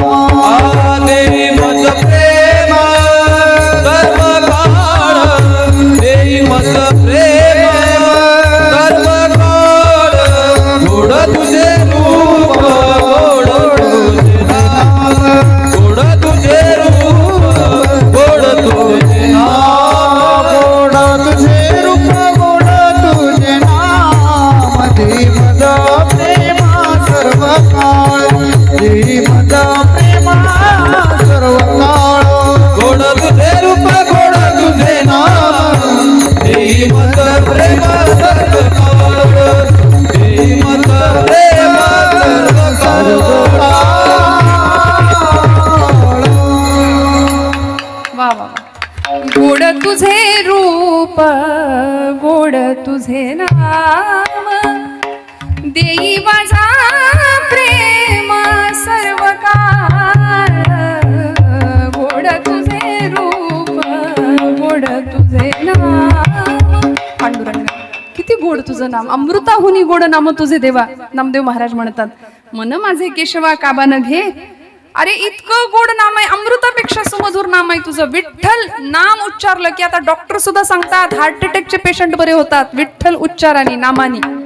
इतकं गोड तुझं नाम, इतकं सामर्थ्य त्या नामामध्ये, पण आम्ही ते नाम घ्यायला तयार नाही. अहो राम नाम 22 तारखेपासून रामनामाचा सगळीकडे आमच्या भारतामध्ये असा उद्घोष होतोय, पण माणसं घ्यायला तयार नाहीत. लोकांना वाटतं गेल्यावरच म्हणायचं असतं राम, म्हणून जिवंतपणी म्हणायलाच कोणी तयार नाही. आता नाही म्हटलं तर तेव्हा लवकर म्हणायला लागेल. त्यामुळे आहोत ना प्रतिश्वासम सविश्वासम रामम वद दिने दिने को विश्वास हा पुनश्वास हा आगमिष्यती वा नवा. पुढचा श्वास आम्हाला घ्यायला मिळेल की नाही माहिती नाही. आहोत तोपर्यंत नाम घ्यावं. जे कुठलं उपास्य दैवत आहे आपलं तुकोबरायांचं विठोबा होतं, म्हणून गोड तुझे रूप. त्या रूप तर गोड आहे, रूपापेक्षा तुझं नाम गोड आहे. आम्हाला तुझ्या नामाचा छंद लागला, इतका लागला की मी गातो नाचतो आनंदे वेडा झालो मी तव छंदे. लोकांनी मला वेड ठरवलं, पण मला फरक नाही पडला. लोकांनीच कशाला, आमच्या बायकोनी सुद्धा आम्हाला वेड्यातच काढलं. तसा सगळ्यांचा हा अनुभव असतो. पण तुकोबरायांनी जाहीर केलं, म्हटले आमची आवली सुद्धा मला वेडच ठरवते. पण माझ्या आवलीला मी कितीतरी वेळा सांगितलं, आवले पांडुरंगाचं नाम गोड आहे, गोड घे. शिव्यांची लाखोली व्हायची पांडुरंगांना आवली माता आमची आईसाहेब जिजाई. बर मनात वैर असं होतं, कीटक भृंगन न्याय सांगितलाय साहित्यामध्ये. म्हणजे इतकं वैर होतं भगवंताशी की ते शिवी देण्याचं एक निश्चित ठिकाण ठरलंच होतं. काळ्या मेल्या मुडद्या अशी डिक्शनरी होती. सगळं नाही मी इथे सांगू शकत. मोठी डिक्शनरी होती आईसाहेबांची. आणि त्या म्हणायच्या, काळ्या काळतोंड्या तुझ्या पायी माझ्या नवऱ्यानी संसाराचा पार इस्कोट करून टाकलाय. तू एकदा मला घाव नाही, तुला चपलं हाणलं तर नाव नाही सांगायची. असं प्रचंड भांडण पांडुरंगाशी. आणि माहेरची कुलस्वामिनी होती आई मंगळाई, तिच्यावर फार प्रेम, फार जीव. तुकोबा म्हणायचे, आवले जिजे अगं माझ्या पांडुरंगाचं नाव चांगलं घे, गोड घे. अहो 12 वर्ष सलग पडलेला दुष्काळ, काय करावर त्या माऊलीनी तरी. श्रीमंताची लेक होती, लग्न झालं तेव्हा घरात सावकारी होती, घरदार प्रचंड. म्हणजे आमच्या कनकाई माता सोन्याचं कडं हातात घातल्याशिवाय तुकोबांना बाहेर पाठवत नव्हते. अशी श्रीमंती भरभरून लोकांच्या रांगा असायच्या. 14 पोती भरून उरतील एवढी कर्ज खत होती घरात, प्रचंड श्रीमंती. पण डोळ्यासमोर आलेलं दारिद्र्य जिजाई माता पाहतात, काय होईल कल्पना करा. पण पतिदेवांना प्रचंड सांभाळत होत्या, तुकोबांना फार सांभाळत होत्या. आणि काहीही संकट आलं आवलीवरती तरी आधी पांडुरंग परमात्मा तिथं पोहोचायचे. आधी पांडुरंग, कारण पांडुरंग परमात्मा म्हणायचे, आवली माझ्या तुकयाला सांभाळते ना, मग तिला सांभाळणं माझं काम आहे. विठ्ठल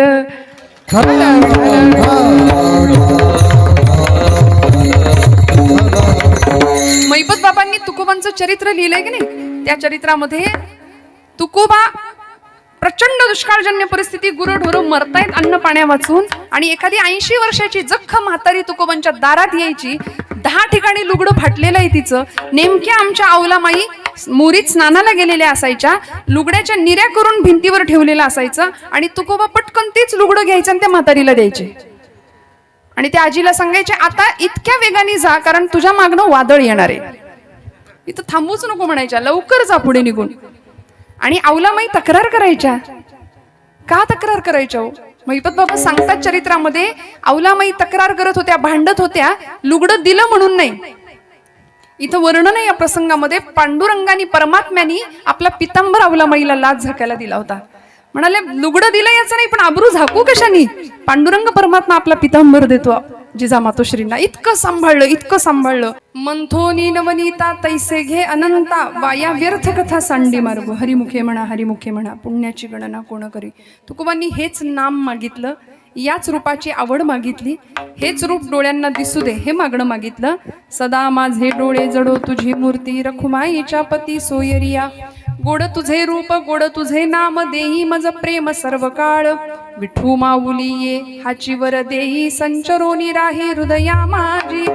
गोड तुझे रूप, गोड तुझे नाम, देई मज प्रेम सर्व काळ.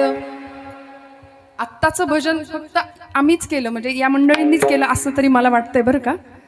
आपण सगळे भजन करताय, मस्त मुखानी नाम आणि हाताने टाळी, सगळ्यांचे हात उंच, मस्त गजर करा. सदा नाम घोष म्हटले, जप नाही म्हटला तुकोबरायांनी. सदा नाम घोष. सामूहिक प्रार्थना भारतीय संस्कृतीचं श्रीमंतीचं हे आहे. त्यामुळे सामूहिक प्रार्थना आली पाहिजे. सगळ्यांनी मिळून केलेल्या प्रार्थनेची ताकद खूप मोठी असते.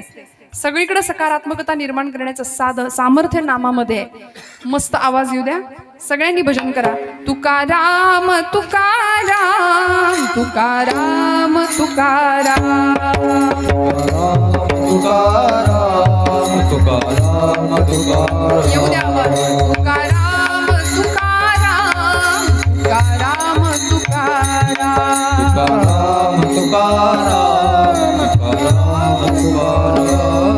तुकाराम तुकाराम तुकाराम तुकाराम. तुकाराम तुकाराम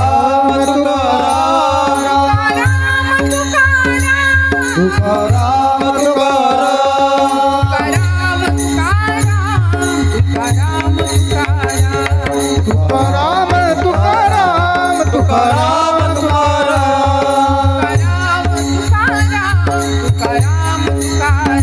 तुकाराम तुकाराम तुकाराम तुकाराम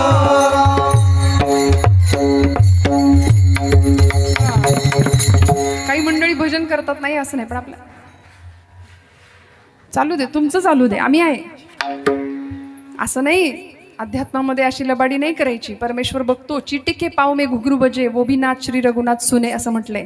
त्याचं आमच्याकडे फार लक्ष असतं. आम्हाला वाटतं त्याला काय कळतंय, देवाला काय कळतंय, पण असं नाही. जागृतपणे अध्यात्म आणि व्यवहार दोन्ही झालं पाहिजे.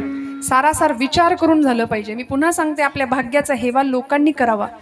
महाराष्ट्राच्या संस्कृतीचा जागर सगळ्या देशात नव्हे जगभरात घुमतो. आपली वारी सगळ्या जगाला ठाऊक आहे. पाश्चिमात्य लोक वारीमध्ये येतात, फॉरेनर्स लोक दिसतात आपल्या संस्कृतीचं अनुकरण करताना, आणि आम्ही मात्र त्यांचं अंधानुकरण करतोय. आणि असं म्हटलं, अनुकरणासारखं भिकारी सौंदर्य या जगात दुसरं कुठलं नाही.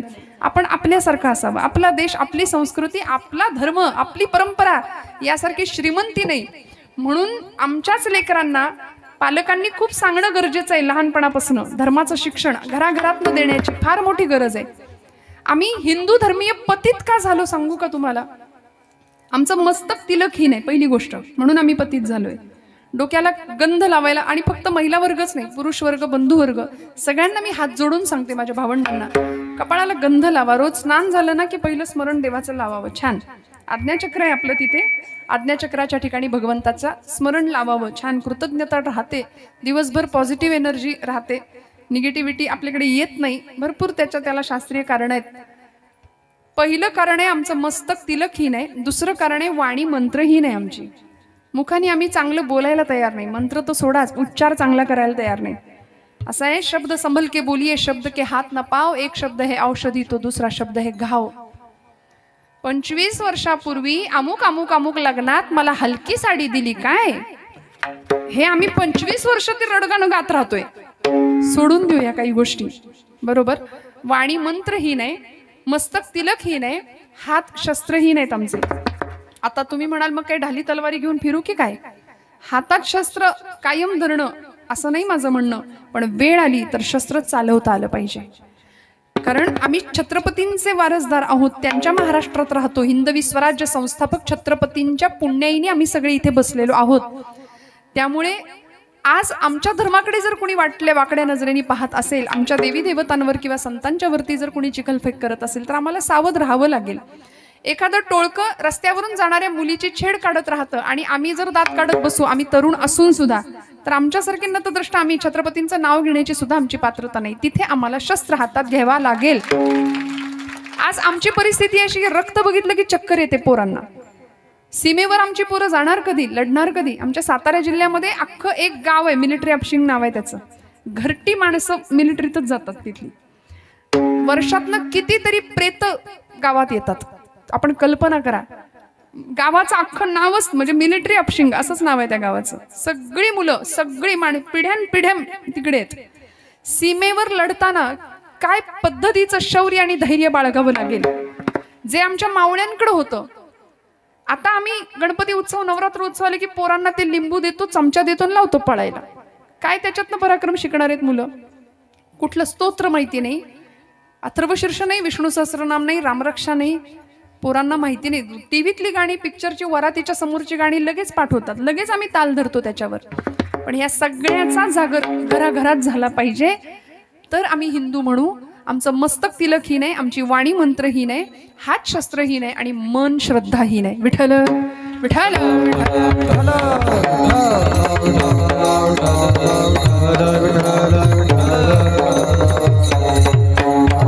त्यामुळे श्रद्धावान लभते ज्ञानम तत्परसयतेंद्रिय हा भगवान गोपालकृष्ण गीतेमध्ये म्हणले ना, श्रद्धा असेल तर आम्हाला ज्ञानप्राप्ती आहे आणि ज्ञान मिळालं तर मोक्षप्राप्ती आहे, अशी सांगड आहे. त्यामुळे मोक्ष हवाय ना तर इथे येऊन बसायचं, कारण येथे मोक्ष असे आयता श्रवणाची आहे. आयता मोक्ष आम्हाला संतांनी कीर्तनात आणून दिलं. माऊली म्हणतात, येथ मनाचा मारू न करता इंद्रिया दुःख न देता येथे मोक्ष असे आयता श्रवणाची आहे. त्यामुळे कुठेही जंगलात जाऊन संन्यास घ्यायची गरज नाही. उत्तम प्रपंच करून आम्ही उत्तम परमार्थ करू शकतो. मी म्हटलं महाराष्ट्राला अनेक लोकांनी नावं ठेवली, काय तुमच्या महाराष्ट्रात बघण्यासारखं काही पडके किल्ले आणि बुरुज याशिवाय दुसरं काहीच नाही. म्हटलं इथल्या महाराष्ट्राच्या बुरुजांनी स्वतःच्या छाताडावर शत्रूच्या तोफांचे गोळे झेललेत. इथे रक्तरंजित असा इतिहास आहे या महाराष्ट्राच्या भूमीला. म्हणून तर आमचे तान्हाजी ज्यावेळी गेले होते चांदीच्या वाटीत अक्षता घेऊन आई तुळजाभवानीकडे किंवा छत्रपती शिवाजी महाराजांकडे आणि जिजाऊ माऊसाहेबांकडे, तेव्हा जिजाऊ मासाहेबांनी विचारलं, तान्ह्या बऱ्याच दिवसांनी आलाय, तुला ओवाळते मी. म्हणून ताट केलं औक्षणाचं आणि ओवाळलं तानाजी मालुसरांना. तानाजी म्हणतात, आई तुला आता ओवाळणी घातली पाहिजे, मला काय घालू ओवाळणी सांग. काय घालू ओवाळणी राजमाता तू ग महान, काय घालू ओवाळणी राजमाता तू ग महान. शिवा बसला सामोरी ओवाळील प्रेमान, शिवा बसला सामोरी ओवाळील प्रेमान. आता ओवाळणी काय घालू म्हटल्यानंतर जिजा मातोश्री म्हणतात, तान्या ओवाळणी द्यायची आहे का, दे. काय महाराष्ट्र आणि काय महाराष्ट्राचा इतिहास आहे श्रोते हो आमचा. काय ओवाळणी अवघड, काय ओवाळणी अवघड, अवघड द्यावा कोंढगड, अवघड द्यावा कोंढगड. वहिरे तुझ्या पुढं वा कविल मानजी, वा कविल मानजी, वा कविल मानजी. छत्रपतींनी सांगावं, मासाहेब काय करतात, त्यांच्या पोराच्या लग्नाचं निमंत्रण द्यायला आलाय तो आणि त्याला मोहिमेवर पाठवतात. एवढं ऐकलं तानाजी मालुसरेंनी. अहो इतिहास सांगतो, तानाजी मालुसरेंची न्याहारी ऐकून ठेवा. न्याहारी बर का, म्हणजे ब्रेकफास्ट, नाश्ता 65 भाकऱ्यांची न्याहारी होती. कुणाची? तानाजींची. हे माझ्या पदरचं नाही, आपलं ऐकूनच पोट भरतंय. 65 भाकऱ्या फक्त न्याहारीला खायचे. म्हणून तर कोंढाणा सर झाला आणि गड आला पण सिंह गेला, हा इतिहास घडला महाराष्ट्राचा. तानाजी मालुसरांनी सांगितलं, नाही राजा, ही वाटी ठेवली खाली, आता इमान इथं तुझ्या पायाशी राखलंय ना, बस. आधी लगीन लावीन कोंढाण्याचा,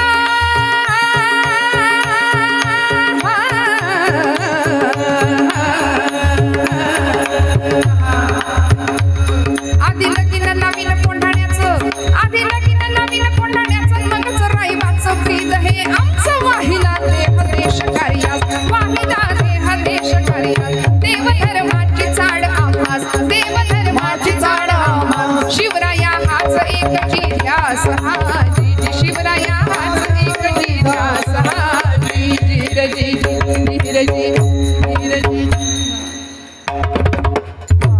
आणि मग कोंढाणा सर होतो ना, यशवंती नावाची घोरपड पाळली होती. ते म्हणायचे, चढ गड नाही तर खंडोळी करून खायला घालीन. सदाग यश दिलंस म्हणून यशवंती नाव ठेवलं तिचं. आणि काय कोंढाण्याचा इतिहास आपण जाणतो, असा प्रत्येक गड किल्ल्यांचा इतिहास या महाराष्ट्राचा इतिहास आहे. त्यामुळे आजच्या दिवशी या महाराष्ट्र भूमीला वंदन तर आपल्याला करायचंच आहे, संतांच्या परम पावन स्मृतीला वंदन करायचंय. भगवान पंढरीश परमात्म्याची मूर्ती प्रतिष्ठापना झाल्यामुळे त्या सगुण साकार विग्रहाला जितकं वंदन करता येईल, जेवढं डोळ्यात साठवता येईल तेवढं साठवायचंच आहे. कारण गोड तुझे रूप, गोड तुझे नाम देई, मज प्रेम सर्व काळ. तुकोबराय म्हणतात, विठू माऊली ये हाची वर देई, संचरोनी राही हृदयी माझ्या.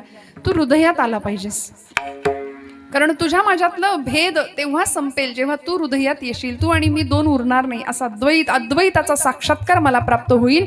आणि हे एवढं सगळं झाल्यानंतर भगवंत म्हणतात, तुकोबा अजून काहीतरी मागा, अजून काहीतरी मागा.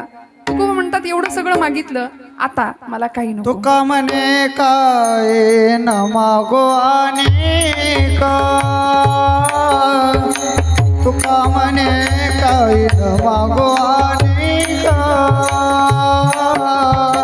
म्हणे काय न मागो आणि का, तुका म्हणे काही मागो अनेक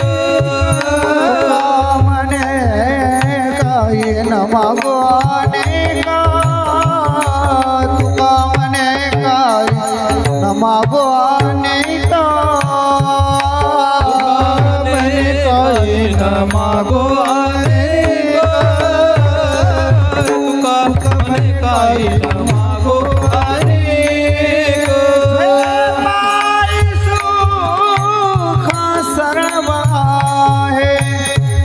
तुझे पाय सुख सर्व आहे.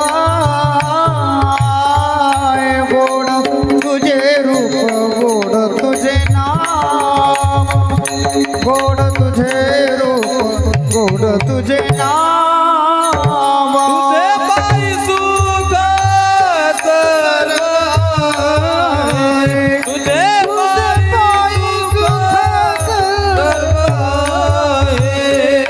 गोड तुझे रूप गोड तुझे नाम गोड तुझे रूप गोड तुझे नाम देई माझा प्रेमा सर्व काळ देई माझा प्रेम सर्व काळ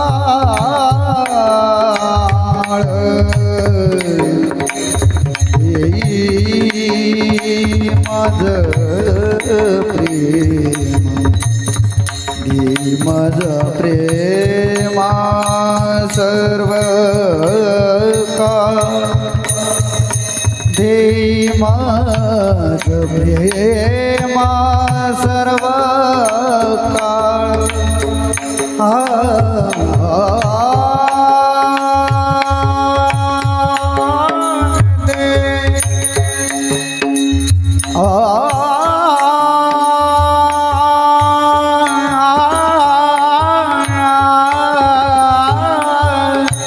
देई माझा प्रेमा सर्व काळ देई माझं प्रेम सर्व काळ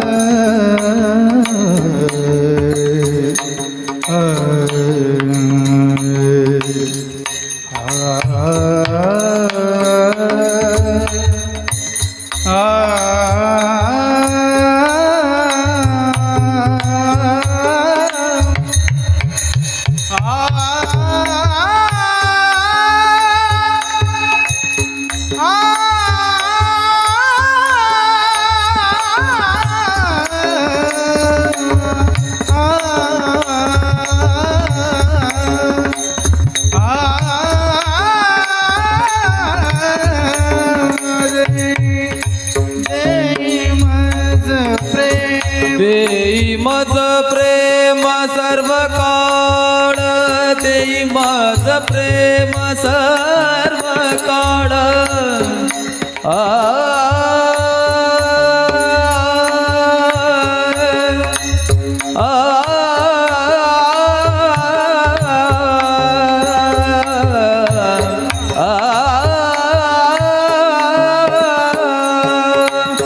देई मज प्रेम सर्व काळ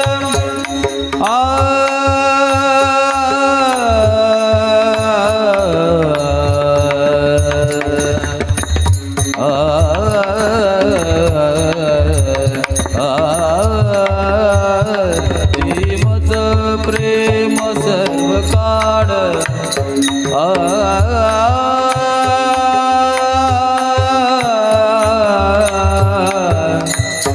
आ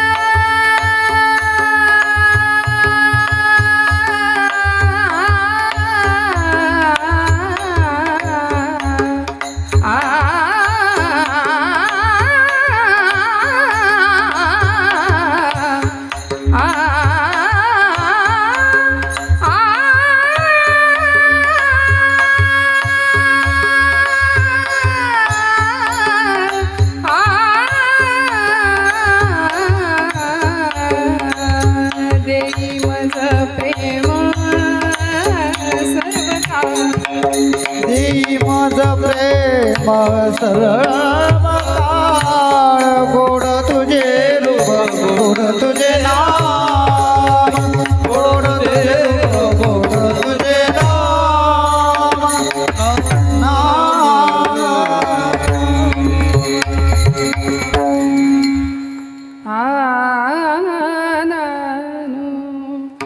तुका म्हणे काही न मागे आणिक तुझे पायी सुख सर्व आहे गोड तुझे रूप गोड तुझे नाम.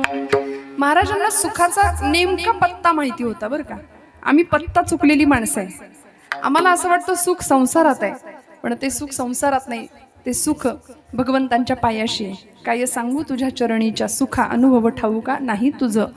सगळं सुख भगवंतांच्या पायाशी आहे. तुकोबरायांना गवसलं होतं, माहिती होतं, म्हणून म्हणतात देवा मला आता काहीच नको, कारण तू सुखस्वरूप असलेला परमात्मा तू मला भेटलायस, आता काय हवं. तुझे पायी सुख सर्व आहे. बस असं भगवंताच्या चरणातलं सुख तुम्हाला मला सुद्धा लवकर सापडावं. आपण आहोत तोपर्यंत, गेल्यावर काही नाही. श्वासात श्वास आहे तोपर्यंत भगवंतांच्या चरणाचं, त्याच्या नामाचं, त्याच्या रूपाचं सुख आपल्या सगळ्यांना लाभावं. कारण तो प्रेम सुख देणार आहे. प्रेम सुख देई, प्रेम सुख देई. तो प्रेमातलं सुख देणार आहे. सध्या प्रेमाचा महापूर आमच्याकडे 14 फेब्रुवारीला येतो दरवर्षी. नको त्या विषयांवर आम्ही प्रेम करतो, पण भगवंताच्या सुखाचं प्रेमाचं काय कौतुक करावं जे सकल संतांनी त्याच्यावर केलं. आणि असा अध्यात्म, असा परमार्थ, असा प्रपंच तुमचा माझा जर झाला तर जीवन कृतार्थ अवस्थेला पोहोचल्याशिवाय राहणार नाही. तक्रारी तुम्ही आम्ही सगळेच करतो. आयुष्य म्हटलं की प्रारब्ध भोग आले आणि ते भोग भोगूनच संपवावे लागतात. तक्रार कुणाकडे करायची. सुख देवासे दुःख देवासे सांगावे, सुख देवाला मागावे. तक्रार आम्ही जर प्रापंचिक माणसाकडे केली ना, संसारी माणसाकडे, तर आम्ही फसू बघा. कारण ते ट्रॅफिक जास्त वाढवतात. दुःख प्रापंचिक माणसाला कधीच नाही सांगायचं. संसारी माणूस आलो ना, एकमेकांना चाचपतात ती दोन माणसं. काय कसं काय, बरं चाललंय का. पुढचं माणूस म्हणतं काय बरंच म्हणायचं, ढकलायचं कसं तरी रडत खडत. आणि मग विचारणाऱ्याला इतकं बरं वाटतं, चला म्हणजे आपलंच बिघडलंय असं काही नाही, त्याचंही बिघडलंय. त्यामुळं कधी संसारी माणसं ते ट्रॅफिक जास्त वाढवतात. आपण आपल्या दुःखाने नाही, इतरांच्या दुःखाने दुःखी झालं पाहिजे. असं संवेदनशील अंतःकरण संतांच्या कृपेने तुम्हाला मला प्राप्त होईल. त्यामुळे संतांची कृपा राहील. भगवंताकडे मागणं असं मागावं, वास्तविक त्यानं सगळं दिलंय, सगळं दिलंय. जे दिलंय त्याविषयी त्याच्याबद्दल कृतज्ञता ठेवून आमचं जीवन जर आचरण आम्ही केलं तर निश्चित भगवंताची कृपा झाल्याशिवाय राहणार नाही. व्यावहारिक आणि आध्यात्मिक पातळीवरची श्रीमंती आम्हाला प्राप्त झाल्याशिवाय राहणार नाही. उत्तम नीतिमत्ता, आचरण शुद्ध, अंतःकरणाची जर शुद्धता असेल ना, तर मी नेहमी एक वाक्य बोलते, माझ्यावर विश्वास ठेवा. मी हात जोडून सांगते, परमेश्वर काटा सुद्धा टोचून न देण्याची जबाबदारी घेतो. परमेश्वर आपल्याला सांभाळतो. आपण जर म्हणू श्रद्धेने निष्ठेने त्याच्या चरणावर जाऊ ना, तर भगवंत आपल्याला सांभाळतो. तो अगदी तुमच्या समोर येऊन उभा नाही ठाकणार. काही ना काही, कुणाच्या ना कुणाच्या रूपाने तो तुमच्या समोर येईल. काही ना काही तुमच्या जीवनातलं अडचण दुःख दूर झाल्याशिवाय राहणार नाही. फक्त निष्ठा हवी, श्रद्धा हवी. त्यामुळे असं मागणं भगवंताकडं आपणही मागूया. सदा माझे डोळे जडो तुझी मूर्ती, रखुमाईच्या पती सोयरिया. झालेली सेवा भगवंत चरणावर समर्पित करत असताना घड्याळामध्ये 11 वाजले की चुळबुळ वाढतेच नाही, काही म्हणा थोडीशी, पण आपण सगळे अत्यंत शुद्ध अंतःकरणाने इथे बसलेले आहात. अत्यंत सद्भावनेने कीर्तन श्रवण करत आहात. मी नेहमी असं बऱ्याचदा सांगत असते की कीर्तनकार हा काही सर्वज्ञ नसतो. म्हणजे प्रत्येक कीर्तनकार जे सांगतो ते सगळंच खरं असतं असं बघा बाबा. 2 तास कीर्तन झालं आपलं, तुम्ही शेवटी नाहीच म्हणलात तर मग काय करायचं. सगळंच खरं असतं असं ना, असतं. खोटं कसं सांगू आम्ही. पण सर्वज्ञ नसतो कुणीच कीर्तनकार. कीर्तनकार हे आम्ही सगळे कीर्तनकार हे पोस्टमन आहोत ज्ञानोबांचे, तुकोबांचे. आम्ही पत्र घेऊन आलोय ज्ञानोबांचं, ते तुम्हाला द्यायचं, तुकोबांचं ते तुम्हाला द्यायचं, आणि मग पत्रातला मजकूर संत वाङ्मय आपण सगळ्यांनी वाचायचं. काय झालं माहितीये का, एक म्हातारी आजी छान मुलाला लहानाचं मोठं केलं, प्रचंड हाल कष्ट भोगून लहानाचं मोठं केलं बाळाला. पती निघून गेला होता. विधवा बाईनी मुलाला मोठं केलं आणि मुलगाला एवढंच नाही, परदेशी पाठवलं शिकायला. परदेशी पाठवलं. ऐका, एवढंच सांगणार आहे, संपलंय कीर्तन माझं, काळजी करू नका. परदेशी पाठवलं. तो भेटायला येतच नव्हता. 4 वर्ष झाली तरी भेटायला येईना. पहिली 2 वर्ष कशी बशी तिने काढली. जवळच्या पैशांवरती. तिसऱ्या वर्षी ती भीक मागायला लागली. आई भीक मागायला लागली. सगळ्यांनी नावं ठेवायला सुरुवात केली. आजी काय हो एवढं शिकवलं, हाडाचं काढं केली, रक्ताचं पाणी केलं, जीवाचं रान केलं, मुलाला मोठं केलं, वाढवलं, परदेशात पाठवलं आणि भीक मागायची पाळी आली. मुलगा पाठवत नाही तुम्हाला काही? ती म्हातारी आजी म्हणली पाठवत नाही असं नाही म्हणली, मला भेटायला येत नाही हे खरं आहे, पण काहीतरी पाठवतो म्हणली. काही जुना दृष्टांत, काहीतरी पाठवतो. अशा कागद आहेत म्हणाली. ती कागद मी सगळी घरात जपून ठेवली आहेत. जाऊन बघितलं तर ते दरवर्षी आलेले 10-10, 50-50 हजाराचे चेक होते आणि ते असे लावून टांगून ठेवले होते. तिला माहितीच नव्हतं की ह्याच्यातून धन मिळणार आहे आपल्याला. मला हा दृष्टांत याकरता सांगावासा वाटला जाता जाता की आपल्या घरामध्ये ग्रंथांच्या रूपाने करोडो रुपयांचे चेक आहेत, तरी सुद्धा आम्ही भीक मागतो बाहेर. मला क्षमा करा. आम्ही कशाला दुसऱ्यांचं खरकटं खायचं?